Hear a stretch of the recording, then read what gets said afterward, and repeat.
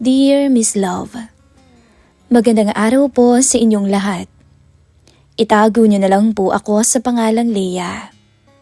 20 years old na po ako at kasalukuyang nahinto sa pag-aaral dahil na rin saka po sa pera.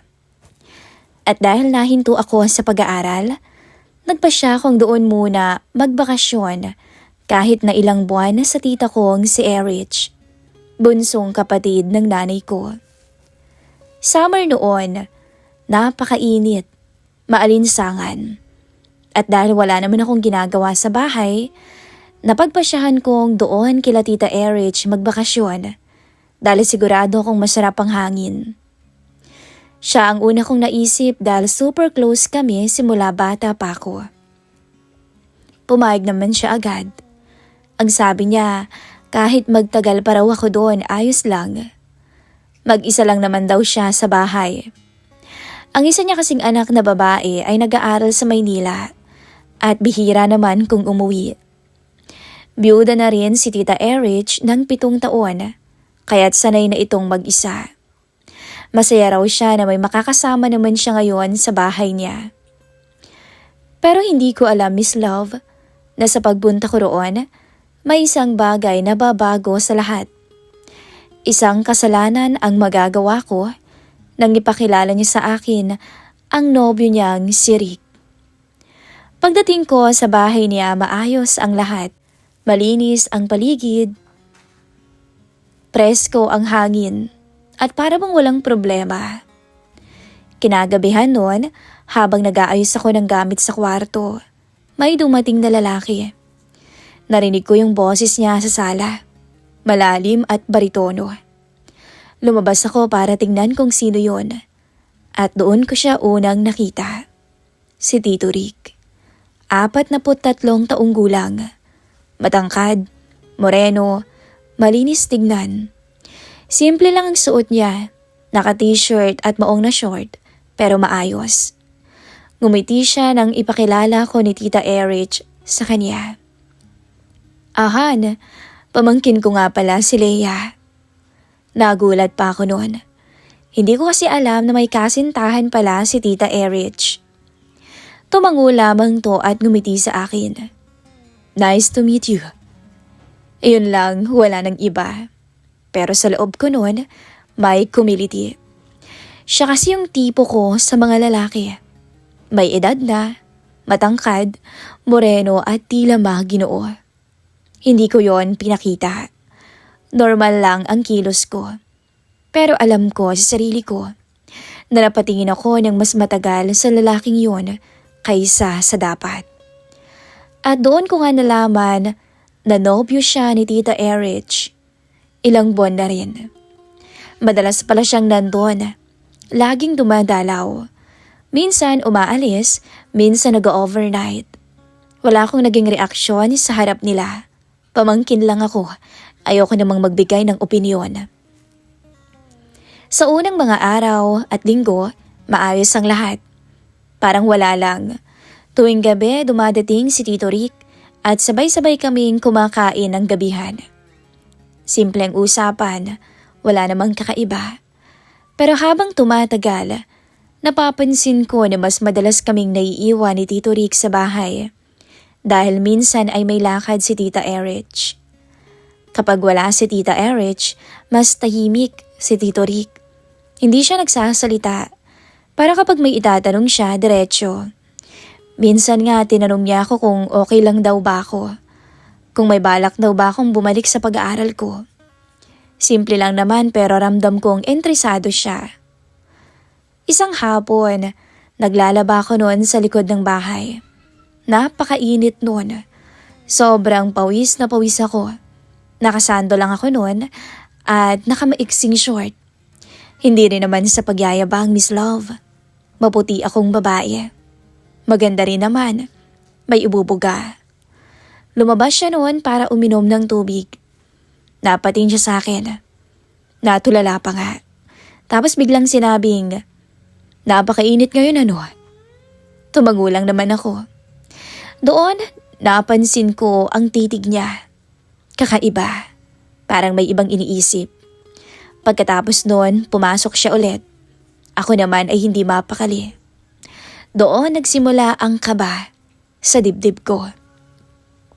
Hindi ko pinilit ang sarili ko na magkagusto basta.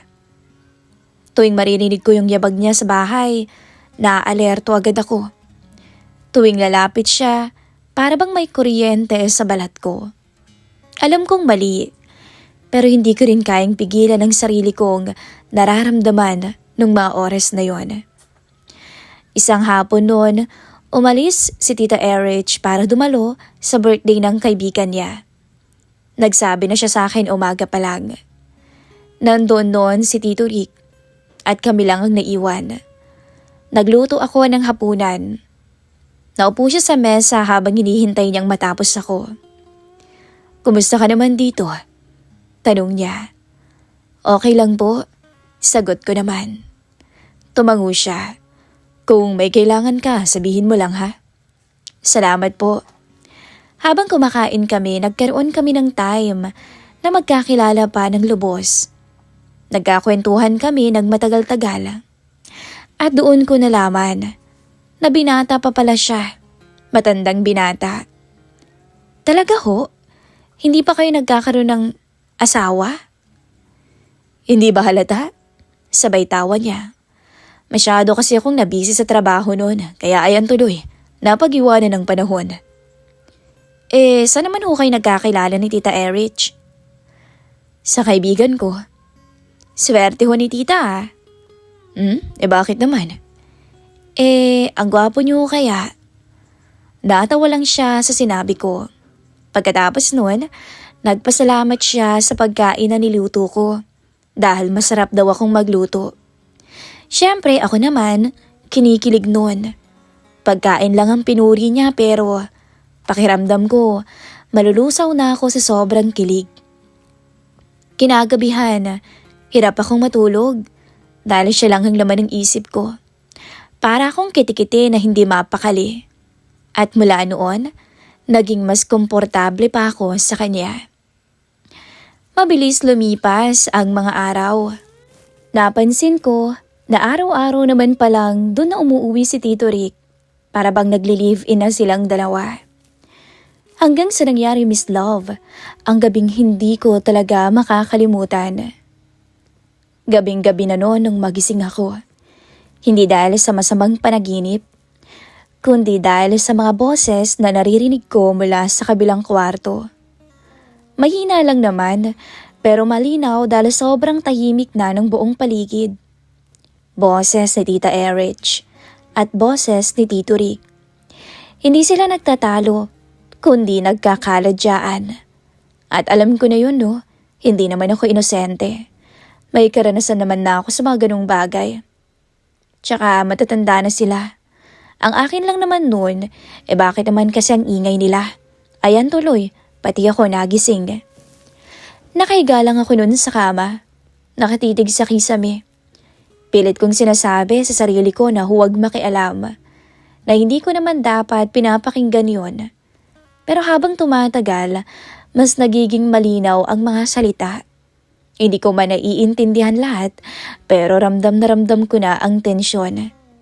Maya-maya lang, tumahimik na ang paligid. Pagkatapos, isang pinto ang marahang sumara. Hindi na ako nakatulog ulit. Nauhaw ako. O baka ginamit ko lang na dahilan ng uhaw para bumangon. Lumabas ako ng kwarto ko, dahan-dahan para hindi makagawa ng ingay. Tahimik na ang buong kapaligiran. Madilim at tanging ilaw na lamang sa kusina ang binuksan ko. Kumuha ako ng baso at nagsali ng tubig. Habang umiinom, doon ko siya narinig, yung yabag ng mga paa niyang papalapit. Napahinto ako. Hindi ko na kailangang lumingon pa para malaman kung sino yun. Si Tito Rick. Pumasok siya sa kusina. Walang pantaas. Nakapadyama. Mukhang pagod na pagod. Nagulat siya nung makita niya ako. "Hindi ka patulog?" Tanong niya ng mahina. Umiling ako. Nagising po, nauhaw lang." Tumango siya at lumapit sa ref. Kumuha rin ng tubig. Tahimik kaming dalawa, Pero ramdam ko ang bigat ng hangin. Para bang masikip ang kusina kahit maluwag naman. Narinig mo ba kami? Bigla niyang tanong. Hindi na ako nagsinungaling. Tumango na lamang ako ng bahagya. Kaunti lang ho. Napabuntong hininga siya. Uminom siya ng isang basong tubig tapos binaba ang baso. Pasensya ka na ha? Naku ayos lang po. Sagot ko. Saglit kaming natahimik ulit. Gusto ko nang bumalik sa kwarto ko. Dahil alam kong parang delikadong manatili. Pero bakit parang ayaw naman gumalaw ng mga paa ko? Maya-maya, lumapit siya ng kaunti. Sapat para maramdaman ko ang presensya niya. Hindi naman niya ako hinawakan. Pero nagsalita siya sa mababang tono. Leia, alam mo ba na... Putol niya. Na ano po? Tanong ko dahil pinutol niya ang sasabihin niya. Wala, kalimutan mo na.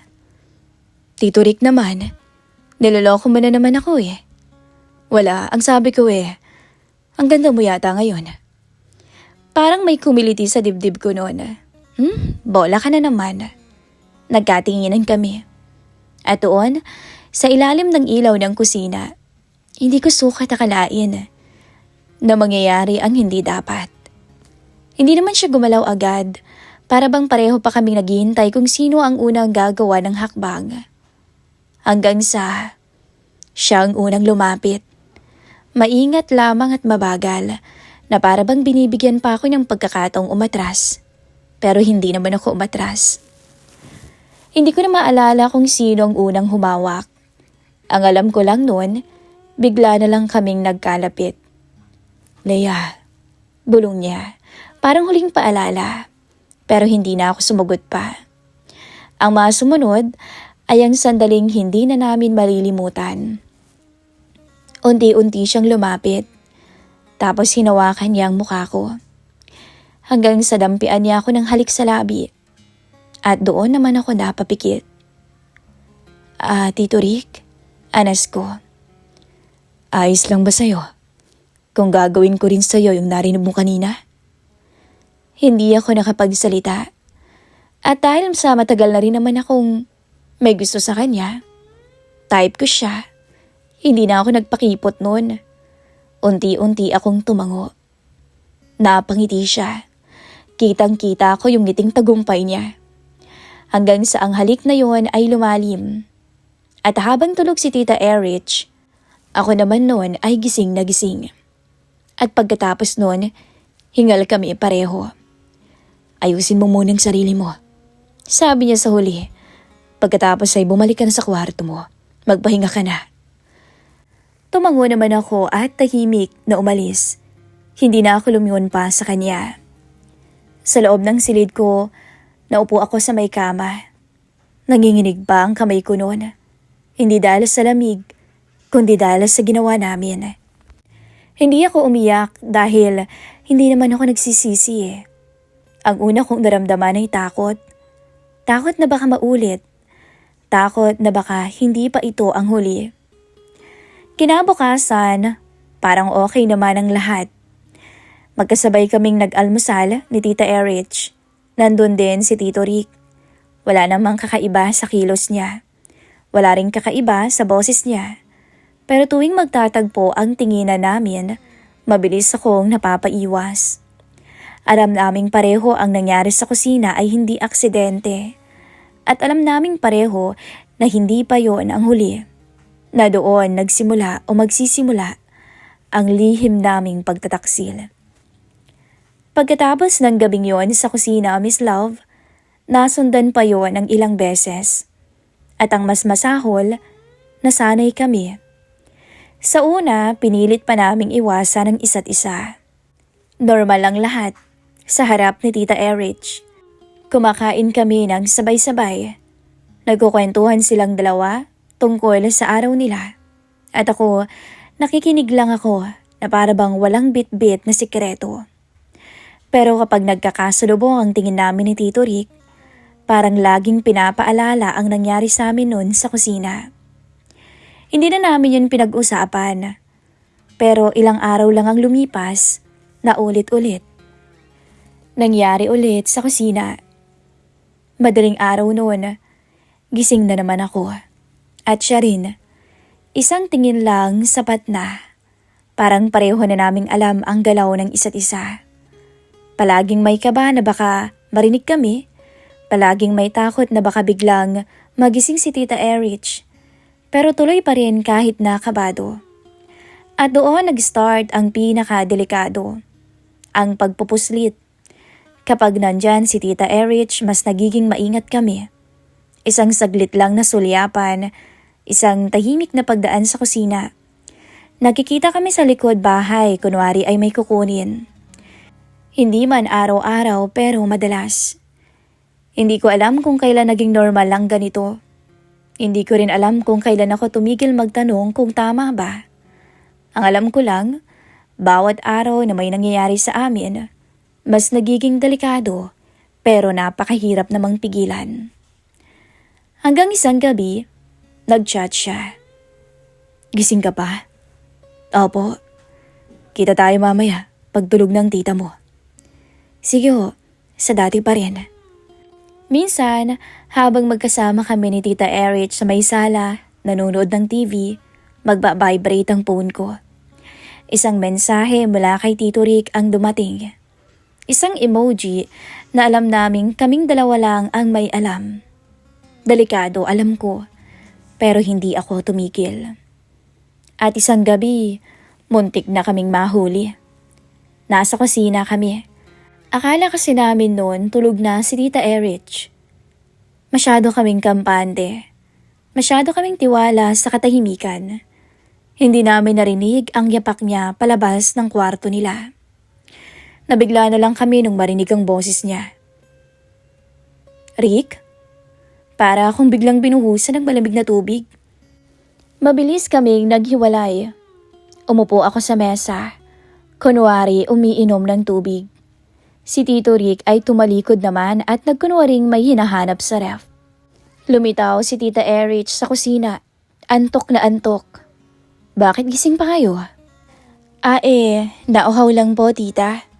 Sagot ko na pilit na kinakalma ang sarili. Tumango siya. Tumingin kay Tito Rick. Ikaw, hindi makatulog eh. Sagot naman niya. Tahimik lang ng ilang segundo. Pakiramdam ko nga, maririnig niya ang tibok ng puso ko. Tumingin siya sa amin isa-isa. Pero wala siyang sinabi. Tapos bumalik na siya sa kwarto.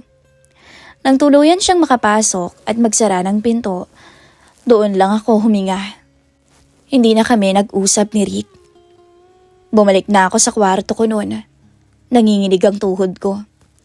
Doon ko unang naramdaman ang tunay na takot. Hindi lang takot na mahuli. Takot na baka masaktan si Tita Erich. Simula noon, mas naging alisto si Tita Erich. Napapansin ko na mas madalas siyang tahimik. Mas madalas siyang tanungin si Tito Rick kung saan to pupunta. Minsan nga, kinukwento niya sa akin yung pakiramdam niya. Alam mo, Leia, sabi niya isang hapon habang naglilinis kami sa may sala. Parang may kakaiba akong nararamdaman eh. Ano pong kakaiba, tita? Pakiramdam ko may babae si Rick. Malakas ang pakiramdam ko. Parang may bumagsak sa dibdib ko. Po? Hindi ko alam eh. Pakiramdam ko lang naman. Para bang may tinatago ang tito mo. Hindi ko naman siya nahuhuli. Pero ramdam ko eh. Alam mo naman ang mga babae, malakas ang instinct. Hindi ako makatingin ng diretso kay Tita Erich. Tumango-tango lang ako. Tita, baka naman po nag-overthink lang kayo. Ngumiti siya. Pero hindi buo. Sana nga. Sana nga'y nag-overthink lang ako. Simula noon, mas bumigat pa ang konsensya ko. Kapag nagkukwento siya ng hinala niya, ako ang nakikinig. Ako ang tinatanungan niya ng opinyon. Ako ang kausap niya sa gabing hindi siya makatulog. Pero ang hindi niya alam, Ako rin ang dahilan kung bakit nagdududa siya ngayon. Samantala, patuloy ang chat namin ni Tito Rick. Pero mas maingat na kami. Minsan kahit magkatabi kami sa sala, o kaya nasa kusina siya, nasa kwarto silang dalawa ni tita, magka-chat pa rin kaming dalawa. Alam naming mali. Alam naming mas lumalala. Pero ni isa sa amin, walang huminto. Minsan nga tinanong ko siya, hanggang kailan naman natin lolokohin si tita? Hindi siya sumagot. Wala siyang maisagot sa akin. Hanggang sa dumating ang gabing hindi ko kayang kalimutan. Akala ko sanay na ako. Akala ko kontrolado ko na yung takot ko. Pero mali ako. Dahil kahit gaano mo katagal itago ang isang lihim, darating ang araw na kusa itong lalabas. At ang mas masakit pa, kung kailan hindi ka ready. Nasa kwarto ako noon. Tulog si Tita Erich. Si Tito Rick ay nagpunta sa kwarto ko. Hindi naman nabago yon. Ilang beses na rin namin ginawa yon. Palihim, mabilis. Alam naming mali pero paulit-ulit pa rin naming pinipili. Hindi ko na malayan kung gaano kami naging kampante. Hindi namin narinig ang pagbukas ng pintuan sa kabila. Sakto noon, magkahinang ang labi naming dalawa habang nasa kama kami at gumagawa ng milagro. Maya-maya bigla na lang bumukas ang pinto ng silid ko. Bumulaga si Tita Erich. Nakatayo siya sa bungad. Nakapako ang mga mata sa amin. Hindi siya sumigaw noon, pero ang mukha niya parang naubusan ng hangin. Para bang biglang gumuho ang mundo niya sa harap namin. Leia? Mahina niyang sambit. Nalambot ang tuhod ko noon at hindi talaga ako makagalaw. Si Tito Rick ang unang tumayo. Halatang nagulat, halatang naguluhan. Erich, pakinggan mo muna, sabi niya. Sumigaw si Tita Erich. Tumahimik ka, Rick. Doon na siya umiyak. Yung iyak na galing sa dibdib. Yung iyak ng sakit. Lumapit siya sa akin. Hindi naman niya ako sinampal. Tingin mo ba? Nanginginig ang boses niyang sabi sa akin. Ganito ka pinalaki ng nanay mo? Alea? Hindi ako makasagot. Bigla na lang akong lumuhod sa kama. Umiiyak pero walang lumalabas sa salita. Kinupkop kita. Alam mo bang tinuturing na kitang anak ko? Pinatuloy kita sa bahay ko, Leia. Hindi ko kayang tumingin sa kanya. Lumabas ka. Utos niya kay Tito Rick. Rich, narinig mo ba ako, Rick? Lumabas ka. Tahimik na lumabas si Tito Rick sa kwarto. Hindi na siya lumingon pa. Doon ko naramdaman na mag-isa na ako. Pagkatapos, isinara ni tita ang pinto. Bumaling siya ulit sa akin. Hindi ka nahihiya sa ginawa mo? Bukas na bukas din lumayas ka rito. Sabi niya, hindi kita kayang makita dito sa bahay na to. Naiintindihan mo ba ako, Leia? Hindi na ako umapila. Wala akong karapatan. Kinabukasan, hindi na kami nag-usap. Tahimik akong nag-empake ng aking mga gamit. Hindi niya ako sinisermonan. Hindi niya ako sinaktan. Mas masakit nga lang ang katahimikan kaysa sa anumang salita. Umalis ako ng bahay niyo na para akong magnanakaw. Mabigat ang dibdib ko. Hindi na ako lumingon pa. Umuwi ako sa bahay namin na pasan-pasan ang lahat. Sana pala, hindi na lang ako nagpunta roon. Sabi ko sa isip ko. Akala ko doon na matatapos ang lahat. Akala ko makakahinga na ako pagkabalik ko sa bahay namin. Pero mas masahol pa pala ang naghihintay. Pagdating ko pa lang, hindi ko pa nailalapag ang mga gamit ko. Ramdam ko na ang galit. Hindi ako sinalubong ng yakap ng nanay ko. Hindi nang tanong kung okay ba ako. Sinalubong niya ako ng malamig na tingin. Umupo ka, sabi niya. Umupo naman ako sa may sofa. Biglang nanginig ang katawan ko. Alam mo ba kung bakit galit na galit ako ngayon? Tanong niya na nanginginig ang boses. Umiling lang ako kahit alam ko na ang sagot. Nagmamaang-maangan ako. Tumawag ang tita mo. Lahat ng ginawa mo, sinabi niya. Parang may sumabog sa ulo ko. Sinumbong pala ako ni tita. Hindi ko inaasahan yun pero hindi na rin naman ako nagulat. Anak, nanginginig ang boses ng nanay ko. Pamangkin ka niya. Nobyo niya yun. Hindi ka nahiya sa sarili mo. Binaba mo ang sarili mo. Hindi ako sumagot. Mahiya ka pa ba Tanong niya. Doon na ako tuluyang umiyak. Umiyak ako hindi para ipagtanggol ang sarili ko, kundi dahil alam kong totoo ang sinasabi ni nanay. Hindi naman ako pinalayas ni nanay, pero ramdam kong nagbago ang lahat. Hindi na ako basta anak, isa na akong kahihiyan sa bahay. Isang kwento na kinakahiya ng pamilya sa aming kamag-anak. Lumipas ang mga araw na parang walang kulay. Hindi na ako nag-chat kay Tito Rick. Hindi na rin siya nagme-message sa akin. Para bang sabay naming piniling tapusin ang lahat. Hindi dahil tama, kundi dahil wasak na ang lahat. Minsan nga naiisip ko, minahal kaya ako ni Tito Rick? O baka naman ginamit lang namin ang isa't isa para punan ang kalandian namin. Hanggang ngayon, hindi ko talaga alam ang sagot. Ang alam ko lang, may mga desisyong isang beses mo lang gagawin, pero habang buhay mo namang dadali ng epekto. Ito po ang maiksing kwento ng aking kalandian, Miss Kay. Hindi ito kwento ng pag-ibig, kundi kwento ng maling pagpili, maling oras at maling tao. Sa ngayon, balita ko, magkahiwalay ng dalawa. At ako eto, never nang kinausap ni Tita Erich. Hanggang dito na lamang po, Miss Love, ang isishare kong kwento sa inyong programa. Alam kong maraming magagalit. Alam kong maraming magsasabing, wala akong konsensya. Kaya nga ako nagsulat dito sa channel na ito, para kahit papaano, gumaan-gaan naman ang pakiramdam ko. Maraming salamat po. Muli, itago niyo po ako sa pangalang Leia.